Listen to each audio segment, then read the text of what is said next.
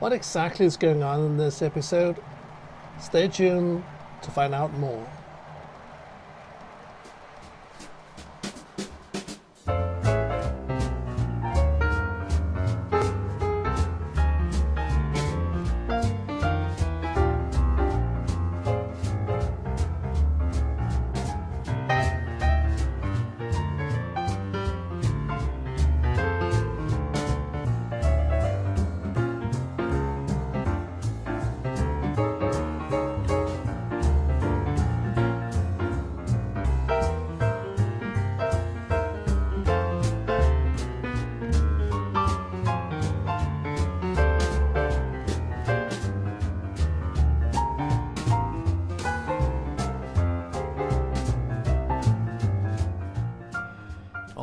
Welcome back. You remember last time I did the rough terrain around the river. So this time I'm going to cover this area and eventually, of course, we'll connect the hills here with the river. So let's get started. I started out with a piece of cheap cardboard just to get the dimensions right before I start cutting any wood. As you can see here, the edge is straight, and that's because it corresponds to the underlying framework. It was the intention from the beginning to use these extended rods from the Helix as the basis for the covering plate, which will sort of float over the Helix. And here you can see how I used the cardboard template to find out where to cut the wood. The wood, of course, being 0.8 millimeter plywood. Furthermore, I added some pieces of wood here, and I simply drilled holes in them. And made sure that they fit snugly over the extended rods here, so that'll help holding up the base plate. Before I went any further, I had to do a bit of repair work on the back seam here, just adding a lick of paint. So rods back in place, and I could do the final testing, making sure that everything was horizontal in all dimensions. And with all that in place, I could put on the base plate. Finally, I was securing the base plate to the wooden pieces below with some screws, but this is still all removable. So the upper deck is ready. Of course, I'm going to have a curve in this corner. This will be the branch line coming around. I was aiming at making this curve as smooth as possible. That was why I was thinking of taking it all the way out here in parallel with the main line. But another possibility is to whip it around a bit more here to make more space in this area. And of course here we'll have a road bridge. I am going to cover this corner as usual. A wooded area is the way to go in Denmark. No tunnels, so I can't put a mountain there, so I'll have to be creative. Let's go and do something about that. Since I wasn't exactly sure on what kind of landscape that I wanted in this corner, I decided to construct a secret tunnel for the branch line track, and I made this out of a foam board, as you can see, and pieces of MDF.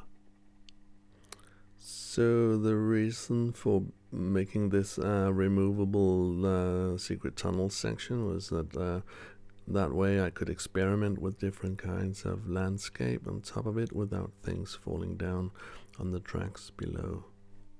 At some point I thought I could just cover the secret tunnel here with trees and other greenery, but I found that I would like to integrate it more in the surrounding landscape, so I built this piece of styrofoam.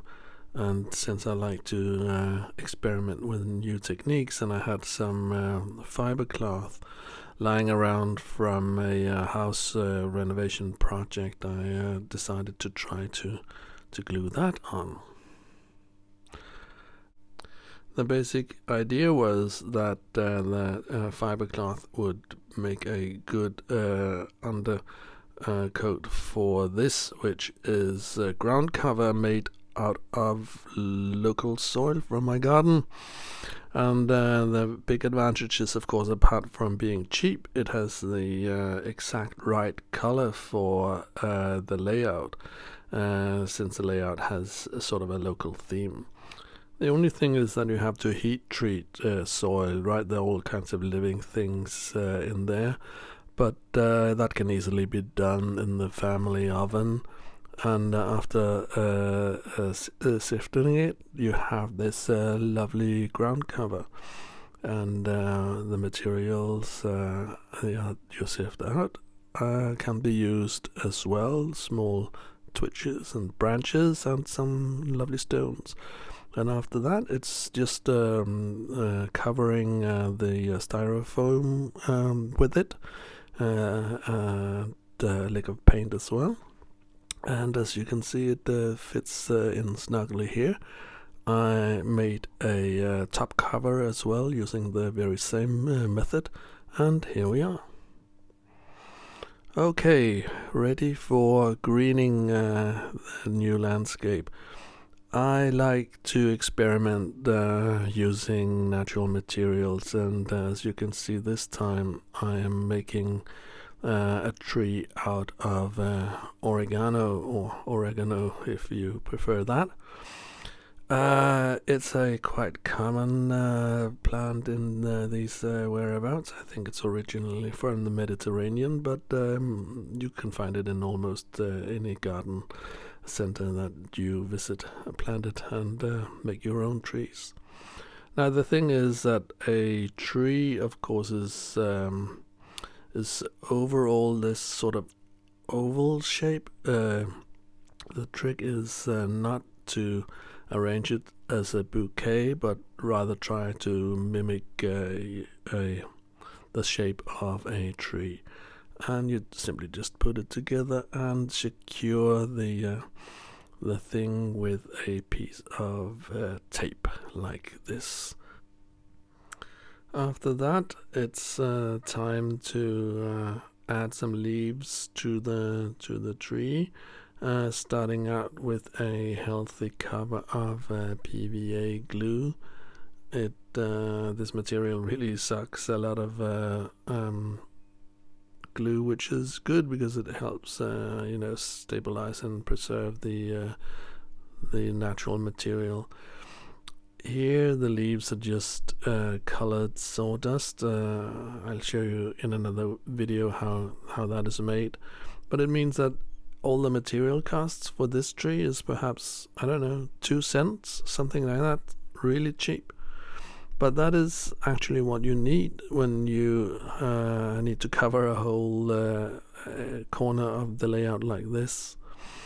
This time I took a little more care in placing the trees, so I am looking for some kind of forced perspective effect here. So I put the smaller trees in the background and the trees of the size that like the one I just made here in what is effectively the middle ground. And after all that, it's just to figure out what to do with this corner of the layout. And one possibility is to locate the local sawmill here. Now, this is a model that I built a couple of years ago, and you can look at my old video feed to find out how I did the individual pieces here. Let's just listen to some music while I arrange everything.